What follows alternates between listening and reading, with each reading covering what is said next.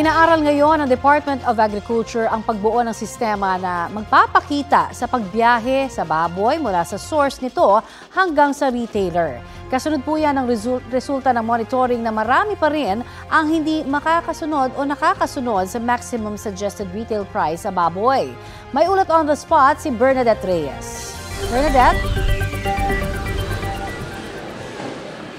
Connie, sa latest na data galing sa Department of Agriculture ay nasa 39% pa lamang na mga retailers sa Metro Manila ang nakakasunod sa maximum SRP. Kaya naman may mga pinaplano ang Department of Agriculture para mapababa ang presyo ng baboy sa mga pamilihan.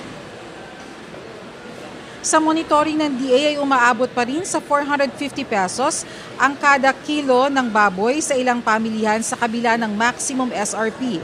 Inaaral ngayon ng DA na bumuo ng sistema na magpapakita kung saan galing ang baboy, saang slaughterhouse dinala, sino ang biyahero at sino ang retailer. Maaari rin daw magkaroon ng Quintacom hearing sa Kamara kung hindi pa rin bababa ang presyo ng baboy.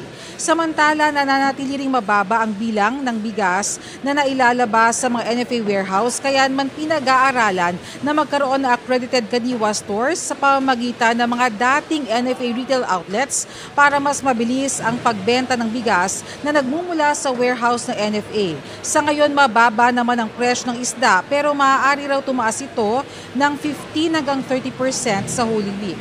Connie, sa kabila ng mga ito ay plano rin na magtakda ng maximum SRP sa presyo ng garlic, pero yan ay bagay na pinag-aaralan pa. Sa ngayon kasi ay 95% ng mga garlic supply sa bansa ay mula sa ibang bansa.